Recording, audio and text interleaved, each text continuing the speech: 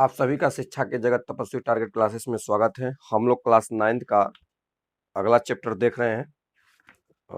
अध्याय chapter number 1 संख्या पद्धति। संख्या पद्धति का आज चैप्टर नंबर 1 स्टार्ट होगा और हम लोग देखेंगे प्रश्नावली 1.1 और ये पढ़ रहे हैं हम लोग राजीव प्रकाशन से। राजीव प्रकाशन के बुक से क्लास 9th का स्टार्ट किया है हमने। हम लोगों ने प्रश्नावली 2 यानी अध्याय 2 बीजगणित यानी बहुपद वाला चैप्टर्स जो है हम लोगों ने पूरा उसको समाप्त कर लिया है। चैप्टर 2 को हम लोगों ने समाप्त कर दिया था, बहुपद नाम का चैप्टर था। अब हम लोग संख्या पद्धति 1 को पढ़ रहे हैं और इसको भी समाप्त करेंगे, फिर आगे बढ़ेंगे। चलिए हम लोग एक बेहतरीन तरीके से प्रश्नावली 1.1 संख्या पद्धति के चैप्टर को समाप्त करेंगे और आपको कहीं भी डाउट नहीं बचेगा। इस तरह से समझाने का प्रयास किया जाएगा और आप लगातार प्रैक्टिस में लगे रहिए ताकि आप जो चीज पीछे पढ़ रहे हैं वो आपका हमेशा बना रहे। ठीक है, तो एक क्लास को स्टार्ट करते हैं। प्रश्नावली 1.1 का फर्स्ट क्वेश्चन दिया है। देखिए, थिंकिंग प्रोसेस आपके पास होना चाहिए, बस बाकी काम तो हम कर ही देंगे। देखिए क्या है, क्या शून्य एक परिमेय संख्या है? ये फर्स्ट क्वेश्चन है, क्वेश्चन मार्क लगाया है। फिर बोल रहा है क्या इसे आप p बटा q के रूप में लिख सकते हैं? ये दूसरा नंबर हो गया। जहां p और q पूर्णांक है और q इज नॉट इक्वल 0 है। ये प्रश्न कर रहा है कि क्या शून्य एक परिमेय संख्या है? क्या इसे p बटा q के रूप में लिखा जा सकता है जहां p और q पूर्णांक है और q इज नॉट इक्वल 0 है? यानी हर का मान p बटा q का मतलब क्या होता है? अंश बटा हर। आपको बताया भी गया है, पहले चैप्टर में कॉन्सेप्ट पूरा क्लियर कराया गया है, तो आप जरूर उसके पीछे के सारे कॉन्सेप्ट को देखिए। परिमेय और अपरिमेय क्या होता है? परिमेय संख्या उसे कहते हैं जिसे p बटा q के रूप में लिखा जा सके, यानी अंश बटा हर के रूप में दर्शाया जा सके। और अपरिमेय उसे कहा जाता है जिसे p बटा q के रूप में नहीं लिखा जा सके। और दोनों में एक चीज कॉमन है कि कभी भी हर का मान 0 नहीं हो सकता। q इज नॉट इक्वल 0 का मतलब किसी भी भिन्न का हर 0 नहीं हो सकता। 0 होने का कारण क्या है? 0 क्यों नहीं हो सकता? क्योंकि किसी के हर में अगर 0 होगा तो किसी भी संख्या में 0 से भाग देना अपरिभाषित है। अगर बटा में 0 हो जाए तो 0 से भाग देना अपरिभाषित है, और अपरिभाषित नाम की कोई संख्या नहीं होती है, किंतु परिमेय और अपरिमेय कोई संख्या है। ठीक है, इसलिए किसी के हर में 0 नहीं हो सकता। जब भी कहा जाता है p बटा q के रूप में लिखा जा सकता है, इसका मतलब यहाँ पे ये है कि q का मान 0 नहीं हो सकता, बाकी कुछ भी हो सकता है। ठीक है, तो चलिए हम लोग स्टार्ट करते हैं। इसको लिखेंगे कैसे? अब कह रहा है कि परिमेय संख्या है शून्य, तो आप बताइए शून्य परिमेय संख्या है कि नहीं? क्योंकि शून्य को मैं 0/1 लिख सकता हूं और 1 से 0 में भाग दूंगा तो 0 ही आएगा। तो 0/1 लिख सकता हूं। तो आप देख रहे हैं कि शून्य हमारा p हो गया, 1 क्या हो गया? q हो गया। तो क्या q का मान 0 है? नहीं ना, तो q इज नॉट इक्वल 0 हो गया कि नहीं हो गया? तो हम यहाँ पे पहला प्रश्न का जवाब देंगे, शून्य एक परिमेय संख्या है? तो आप कहेंगे हाँ, शून्य एक परिमेय संख्या है। उत्तर लिखना है प्रश्नावली 1.1। प्रश्नावली 1.1। प्रश्नावली 1.1 का पहला सवाल का उत्तर हम लोग लिखेंगे, क्या शून्य एक परिमेय संख्या है? तो आज के बाद याद रखिएगा, कहेंगे हाँ शून्य एक परिमेय संख्या है।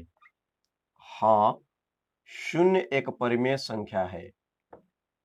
शून्य एक परिमेय संख्या है।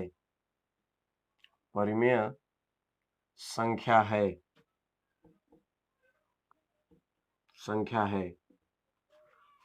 क्यों है शून्य एक परिमेय संख्या? क्यों है? क्योंकि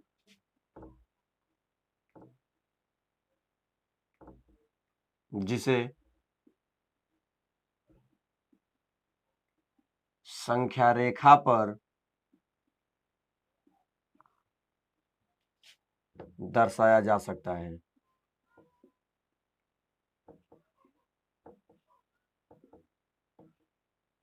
इसे संख्या रेखा पर दर्शाया जा सकता है। वाला बात तो ये हो गया।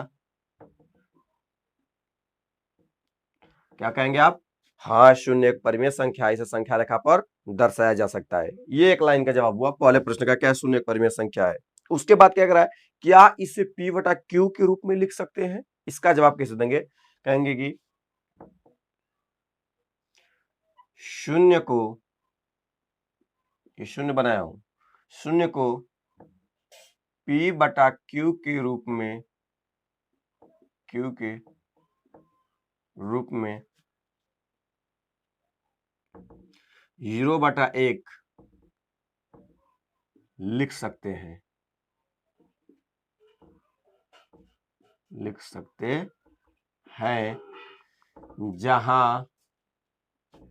जहां p बराबर 0 तथा q बराबर 1 है और q इज नॉट इक्वल 0 है। q बराबर 1 है, इसका मतलब q का मान 0 नहीं ना है। देखिए, तो आपने क्या किया, शून्य एक परिमेय संख्या, इसे संख्या रेखा पर दर्शा सकते हैं और शून्य को p बटा q के रूप में लिखा जा सकता है 0/1 के रूप में, ठीक है ना। और आप ये बता सकते हैं कि p का मान 0 है किंतु q का मान हमारा 0 नहीं है, क्योंकि किसी भी परिमेय अपरिमेय में q का मान 0 नहीं हो सकता, यानी हर का मान 0 नहीं हो सकता। मैंने बताया हर का मान 0 क्यों नहीं हो सकता, क्योंकि किसी भी संख्या में 0 से भाग देना अपरिभाषित है और अपरिभाषित नाम की कोई संख्या नहीं होती है। तो राइट, ये समझ में आ गया होगा कि इसका आंसर कैसे देना था। तो आप कहेंगे कि हाँ, शून्य एक परिमेय संख्या है, इसे 0/1 के रूप में लिखा जा सकता है, जहां p का मान 0 है और q का मान 1 है और q इज नॉट इक्वल 0 है। यहाँ पे मेरा q 0 नहीं है। तो इस तरह से आप लिखकर आंसर दे सकते हैं।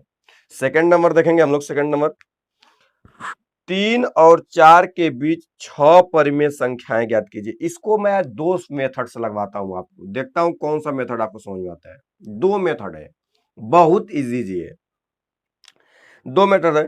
सबसे पहले देखिए क्या करें, 3 और 4 के बीच में 6 परिमेय संख्या लिखिए। पहला नंबर आप एक नोट्स जानिए, जानकारी है इंपोर्टेंट, किसी भी दो परिमेय संख्याओं के बीच अनंत परिमेय संख्या होती है। किसी भी दो परिमेय संख्याओं के बीच अनंत परिमेय संख्या होती है, ये बात याद रखेंगे, ठीक है। तो अब यहाँ पे हमको कह रहा है भाई कि 3 और 4 के बीच में 6 परिमेय संख्या लिखिए। तो सबसे इजी वाला तरीका क्या होना चाहिए, आप कैसे लिखोगे वो तरीका मैं सिखाता हूं। देखिए, 3 और 4 के बीच में 6 परिमेय संख्या ज्ञात करना है। 3 और 4 के बीच में 6 परिमेय संख्या ज्ञात करना है ना। तो करना क्या है, यहाँ पे आपको हल करते समय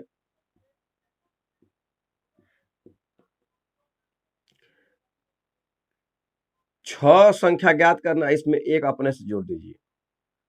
तो 6 एक कितना हो जाएगा, 7। ध्यान से सुनिएगा, जितना परिमेय संख्या ज्ञात करना है उसमें एक अधिक जोड़ दीजिए।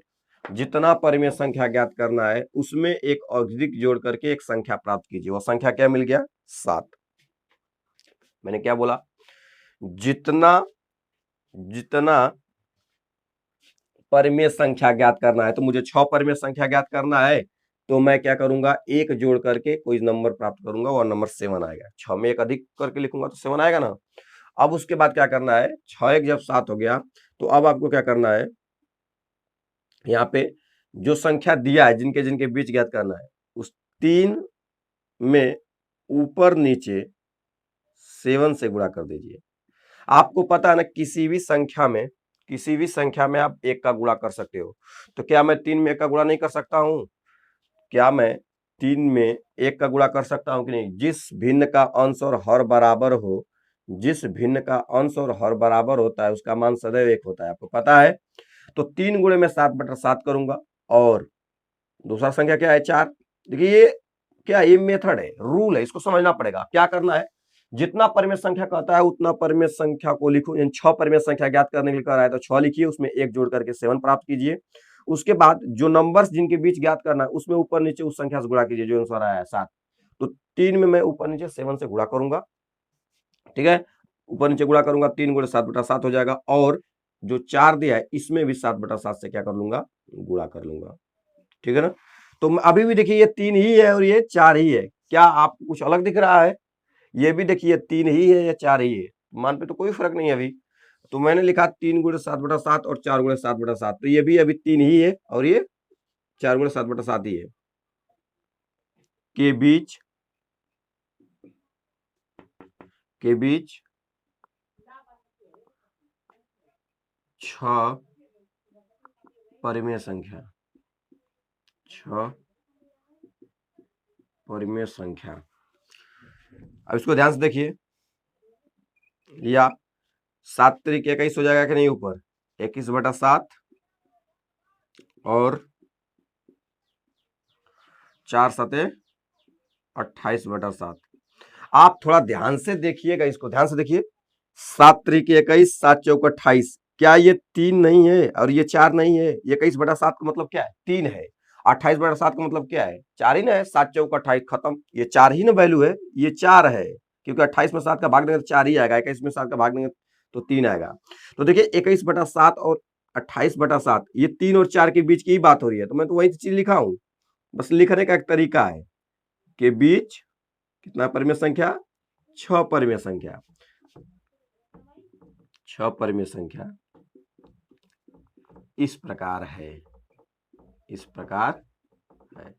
देखिए दोनों का हर बराबर है, दोनों का हर बराबर है, इनके बीच की संख्या लिखना है, तो अगला वाला नंबर क्या होगा? 22/7, फिर 23/7। इनके 21 और 28 के बीच में वही नंबर ना आएगा, बटा में तो 7 है ही है। देखिए बटा में 7 है तो 7 तो दोनों का बराबर है, इसका मतलब कि बीच वाला ही नंबर होगा, 21 और 28 के बीच का नंबर होगा। तो 22/7, 23/7, 24/7, 25/7, 26/7 और यहाँ पे हो जाएगा 27/7। यही आंसर हो गया। 1 2 3 4 5 6। देखिए कितना इजी तरीका से लग गया। आप ऐसे लगा सकते हो। अगर आपको कभी भी कहे कि इतने के बीच का परिमेय संख्या ज्ञात कीजिए, जितना परिमेय संख्या ज्ञात करना है उसमें एक जोड़ करके नंबर ज्ञात कीजिए और दी हुई परिमेय संख्या में ऊपर नीचे उसी से गुणा कर दीजिए, ताकि मान पे कोई फर्क न पड़े। आप एक से किसी में गुणा कर सकते हो। जैसे गुणा करोगे तो इस तरह से वैल्यू आपको प्राप्त होगा और आपको मिल जाएगा कि हर बराबर है तो केवल अंशों को देखना है, हर बराबर है तो केवल अंशों को देखना है, उसी के बीच के नंबर्स को लिख देना है, सबके बटाम करके उसी के बीच के नंबर को लिख देना है, आपका आंसर तुरंत आ जाएगा। कितना इजी तरीका से आ गया देख लीजिए। तो ये आपका आंसर रहा। अच्छा मैं एक मेथड और बताता हूं, एक मेथड और बता देता हूं आपको।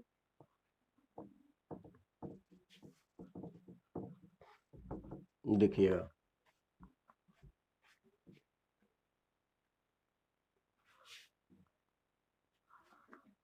जब आप कॉपी पे नोट करें तो आप वीडियो स्टॉप करके नोट करें, ठीक है ना। देखिए मेथड नंबर सेकंड, मैं दूसरा उपाय बता देता हूं। मेथड सेकंड क्या है? मेथड सेकंड ये है कि आपको यहां पे मानना पड़ेगा, जैसे आपको यहां पे मानना पड़ेगा दोनों नंबर्स को, किसी एक नंबर को x के बराबर मान लीजिए, किसी को y के बराबर। तरीका सीखिए। मैं मान लेता हूं कि माना x बराबर 3, y बराबर 4 है, जो नंबर दिया है 3 और 4 के बीच। तो मैं x बराबर 3 और y बराबर 4 मान लेता हूं, और n का मतलब होता है कितना परिमेय संख्या ज्ञात करना है, तो 6 हो गया। और याद रखना, जहां आपको बताना है y जो है वो बड़ा है किससे? x से, ये लिखना पड़ेगा। भाई किसको आप बड़ा ले रहे हो? बस सीखिए, बस यहाँ पे समझा रहा हूं। क्या आपको क्या करना है? छोटे वाले नंबर को x के बराबर और बड़े वाले नंबर को y के बराबर लेना है। छोटा वाला नंबर 3 इसलिए x के बराबर, बड़ा वाला नंबर 4 इसके y के बराबर। यन किसे कहेंगे? जितना परिमेय संख्या ज्ञात करता है, परिमेय संख्याओं की संख्या है कि बीच में कितना परिमेय संख्या ज्ञात करना है, तो उसे यन के बराबर लिखेंगे, नंबर ऑफ परिमेय संख्या। तो 6 ज्ञात करना है, 6। उसके बाद एक डिफरेंस निकालते हैं, डी, एक मान निकालते हैं जो इनके बीच की परिमेय संख्या ज्ञात करने में सहायक होता है। डी निकाला जाता है। वो डी क्या होता है? डी का सूत्र होता है y माइनस एक्स बटा में n+1, y माइनस एक्स बटा में n+1। अब y का मान क्या है? 4, x का मान क्या है? 3, y माइनस एक्स हो गया, n का मान 6 है, +1 हो गया। 4 में से 3 जाएगा तो 1, अच्छा 1 क्या हो जाएगा? 7। बस यही करना था आपको, केवल यही करना है। y माइनस एक्स बटा में n+1 बराबर 4 माइनस 3 बटा में 6+1। ये सूत्र पहले लिखवा चुका हूं पहले वाले क्लास में। तो याद रखिएगा, डी का मतलब होता है बड़ा वाला संख्या में छोटा संख्या घटाओ, बटा में जितना परिमेय संख्या ज्ञात करना है उसमें एक जोड़ के लिख दो। अब उसके बाद जितना परिमेय संख्या ज्ञात करना है तो लिखेंगे, इसलिए 6 परिमेय संख्या, 6 परिमेय संख्या इस प्रकार होंगे, 6 परिमेय संख्या इस प्रकार होंगे, इस प्रकार होंगे। ये लिखवा चुका हूं। पहला परिमेय संख्या क्या होता है, x प्लस डी होता है। जो छोटी संख्या है उसमें इस डिफरेंस को केवल जोड़ दो। तो x का मान कितना है, x का मान 3 है और d कितना है, 1/7 है। बस कर दो काम। 7 त्रिके 21, 1 22, 22 बटा क्या हो जाएगा 7। लसा लेके इसको हल करेंगे तो आ जाएगा 22/7। उसके बाद दूसरा क्या होता है, ऐसे ही x प्लस डी, फिर x प्लस 2d करना है। तो x प्लस 2d करेंगे तो क्या होगा, 3, x का मान तो 3 ही रहेगा, प्लस 2d का मतलब क्या है, 2 एक कम 2 ऊपर चला जाएगा, बटा में 7, 1/7 होगा d के मान, तो 2 ऊपर 7 नीचे, 7 त्रिके 21 और 2 23/7। ठीक है। उसके बाद x प्लस क्या होगा 3d, ऐसा ही d 2d 3d 4d जितना होगा 6d तक निकालना पड़ेगा। तो यहाँ पे लिखेंगे 3 प्लस, अब देखो d का मान 1/7 होता है, 3 एकम 3/7 होगा, तो 3/7 में डायरेक्ट लिख देता हूँ। तो 7 त्रिके 21, 3 कितना हो जाएगा 24/7। x प्लस 4d निकालेंगे तो कितना होगा 3 प्लस 4/7, 7 त्रिके 21 4, 25, 25/7। x प्लस 5d बराबर क्या होगा 3 प्लस 5/7, 7 त्रिके 21 5, 26/7 और x प्लस 6d लिखेंगे। इसका मतलब क्या होगा 3 प्लस 6/7, 7 त्रिके 6, 27/7। तो इस तरह से आप दोनों तरीका से लगा सकते हो, दोनों तरीका से आपको जो अच्छा लगे वो लिख लीजिए। ये दोनों तरीका बहुत ही बेहतर है, दोनों में एक ही बात है, बट लिखने का तरीका इसमें एक सूत्र के माध्यम से, एक गठित माध्यम से, इसमें थोड़ा सा आपको सोचना है बस। ठीक है, तो आई होप इसको समझ चुके होंगे आप। आते हैं 3 नंबर पे, प्रश्नावली 1.1 का तीसरा सवाल, बहुत इंपोर्टेंट है, बटा में दिया है। तो कुछ भी दिया हो, बटा में दिया हो या कुछ भी दिया हो, मैंने आपको क्या सिखाया, मैंने आपको यही बताया है कि भाई इस तरीका से, या जो तरीका पहले वाला बताया उस तरीका से आप लिख सकते हो, बहुत आसानी तरीका से। तो इसको मैं इरेज करता हूं। अब जब भी नोट करें तो स्टॉप करके आप नोट करें।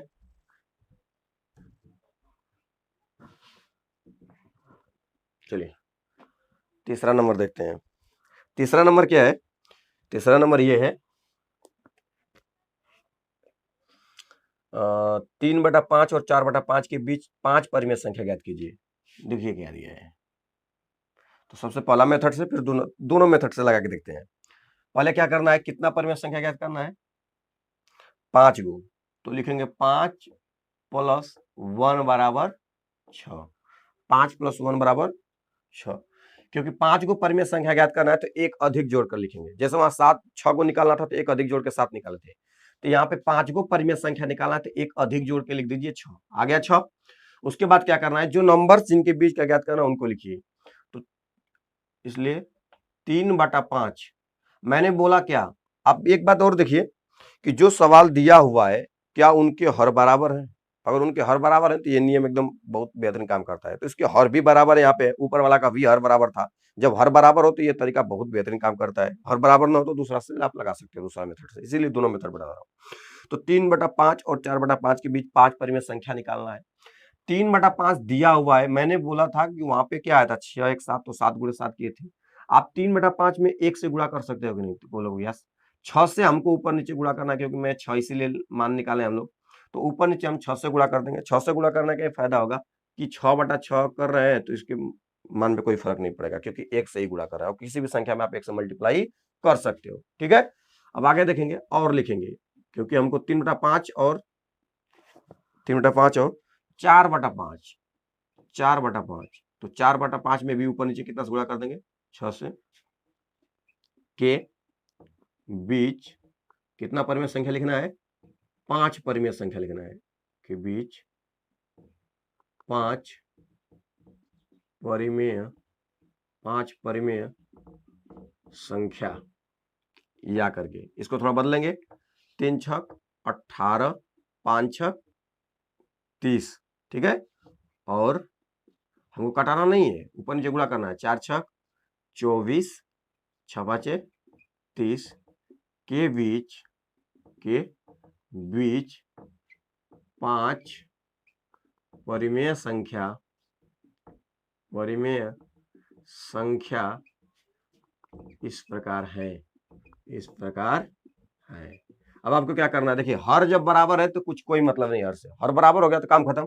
अब ऊपर देखिए 18 और 24 है, 18 और 24 के बीच लिख दीजिए, 18 और 24 के बीच 5 को परिमेय लिख दीजिए, तो क्या होगा 19/30 हो जाएगा, 19/30, क्योंकि 30 तो सबके बटा में है। फिर उसके बाद 20/30, उसके बाद 21/30, फिर उसके बाद 22/30, फिर उसके बाद 23/30। 5 को हो गया कि नहीं, 1 2 3 4 5 हो गया, यही आंसर है। तो एकदम आसान तरीका से देखिए कितना इजी तरीका से लिखा गया, ऊपर वाला नीचे हर बराबर है तो ऊपर वाला नंबर के बीच नंबर लिख देना है, काम खत्म। अच्छा, मेथड सेकंड क्या है, मेथड सेकंड देखिए तो मेथड सेकंड देखेंगे हम लोग। मेथड सेकंड कैसे लगेगा, मेथड सेकंड विधि, सेकंड विधि से क्या है, मैंने क्या बोला कि आप मान लीजिए कि माना छोटी संख्या को x के बराबर ले लेते हैं, तो x बराबर क्या होगा, छोटी संख्या 3/5,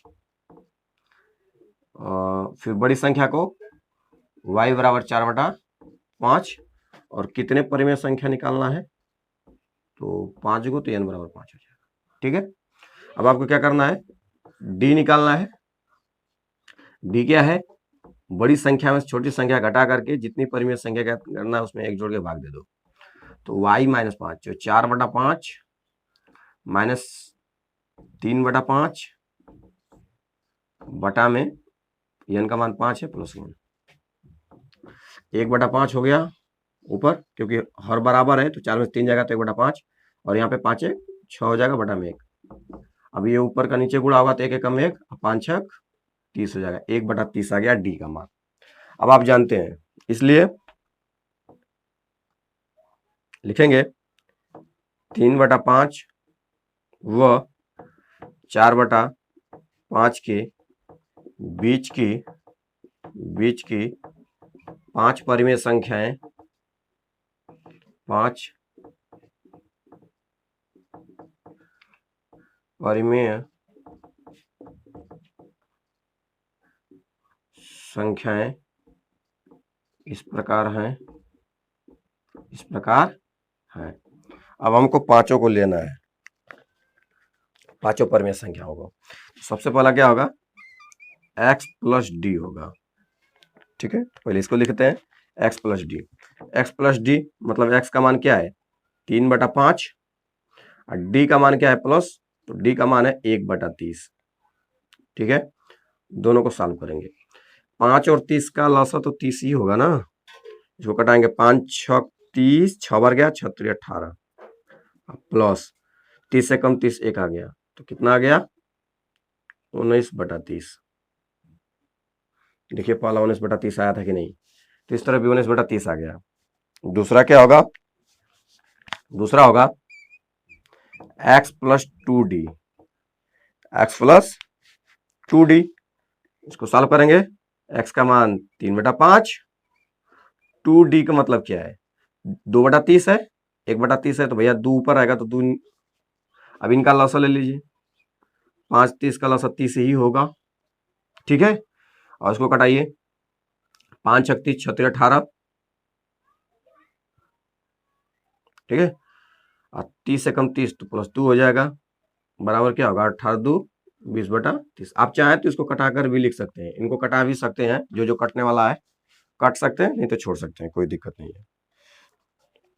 उसके बाद तीसरा x + 3d। अब x + 3d क्या है, कहेंगे कि 3/5 x का मान, 3d का मतलब 3/30, इनका लसा लेंगे 30 आएगा, 5 6 30 6 3 18, प्लस 30 से कम 30 3 हो जाएगा, यहाँ पे 18 3 21/30 हो गया। 3 संख्या इधर हो गया, 2 संख्या इधर लिख लेते हैं, x + 4d बराबर, x + 4d का मतलब क्या है 3/5 x का मान, 4d का मतलब 4/30, लस 30, 5 6 30 6 18, और प्लस यहाँ पे 4 हो जाएगा, तो 18 4 कितना हो गया 22/30 हो गया। ठीक है।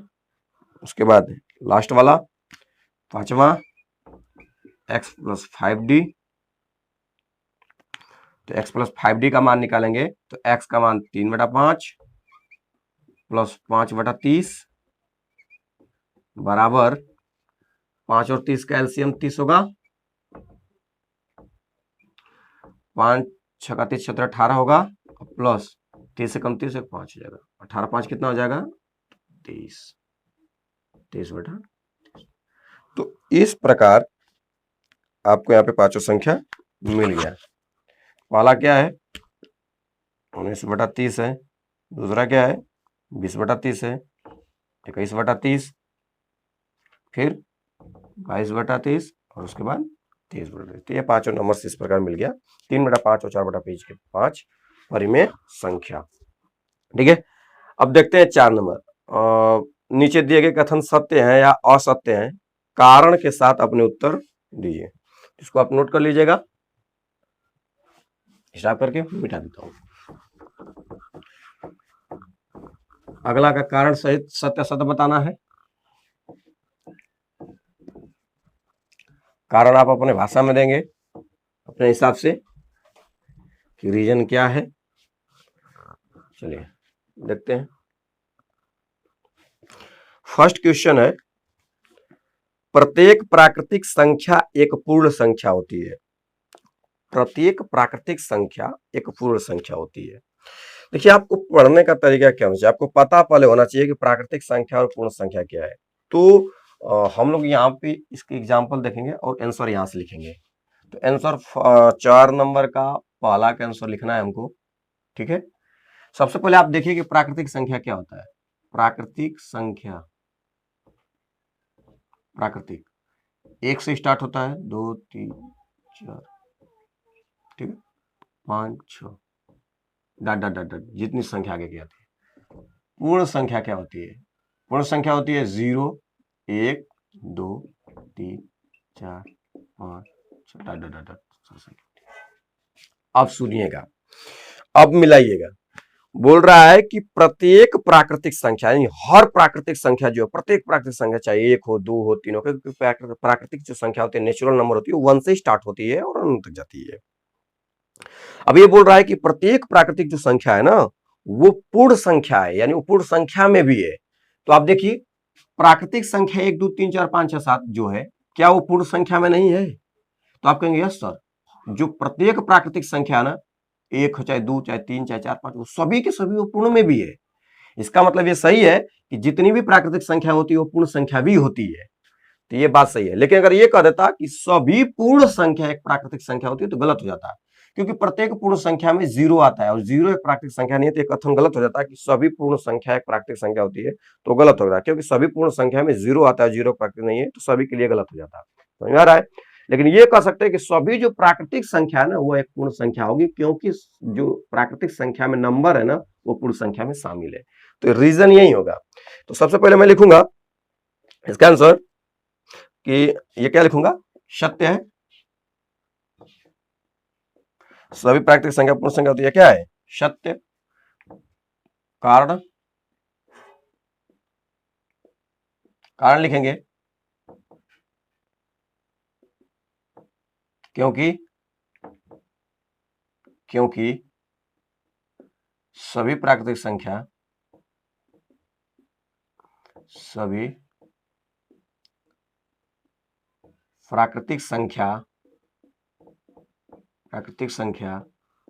पूर्ण संख्या में शामिल है।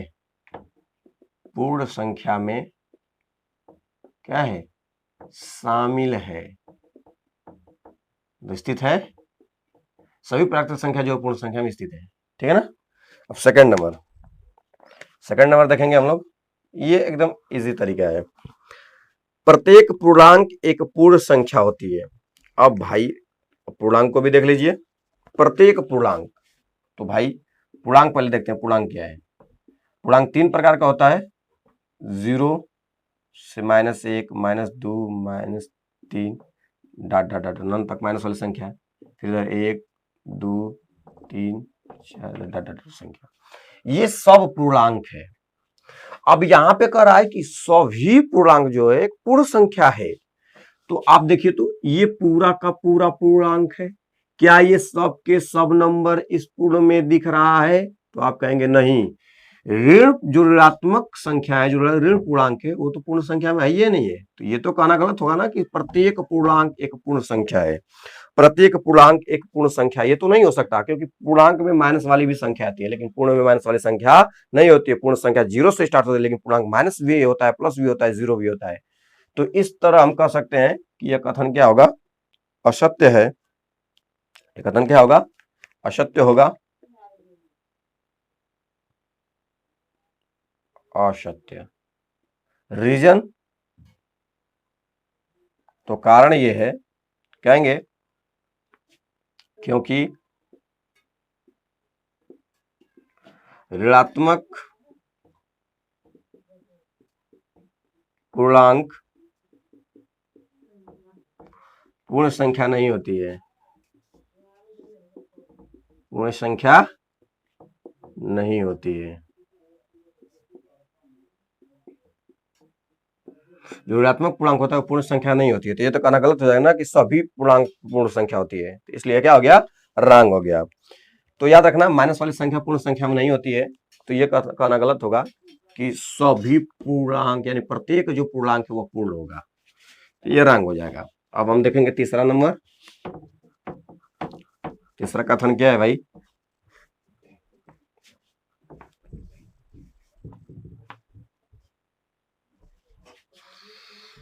तीसरा देखिए,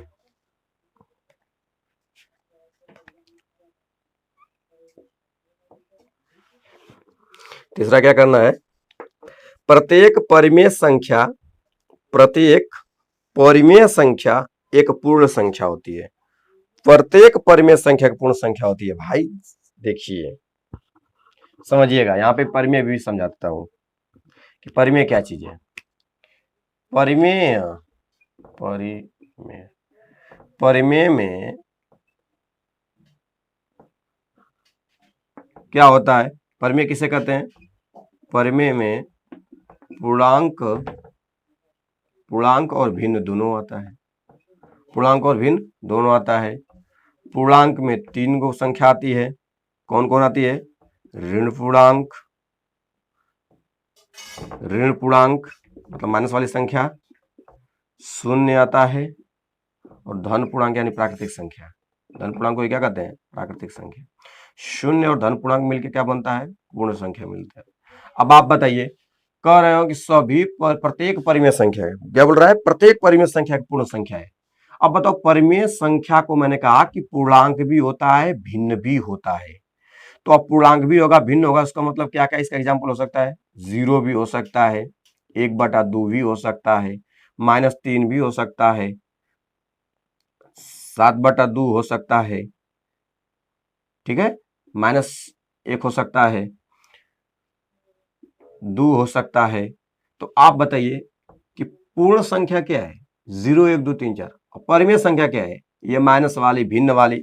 तो क्या 1/2 पूर्ण संख्या है कहीं? तो कहेंगे नहीं सर, तो हो ही नहीं सकता, क्योंकि लेकिन 1/2 परिमेय संख्या है। तो कैसे कर सकते हैं? प्रत्येक परिमेय संख्या, हर एक प्रत्येक जो परिमेय संख्या वो पूर्ण संख्या है। गलत हो जाएगा, क्योंकि 1/2 परिमेय है लेकिन पूर्ण नहीं है। पूर्ण तो 0 से स्टार्ट होता है। तो याद रखेंगे, यह भी कथन क्या है? असत्य है।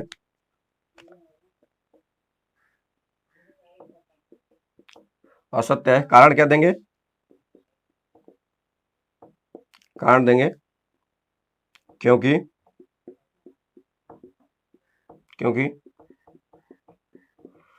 परिमेय संख्या में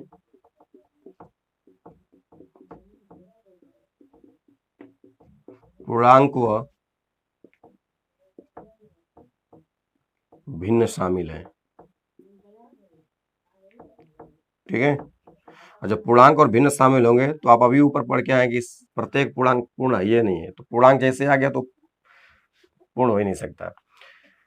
तो इस तरह से आप रीजंस दे सकते हैं, राइट। तो ये आपके रीजन रहे, सत्य और असत्य होने का कारण क्या है। ठीक है, अब हम चलते हैं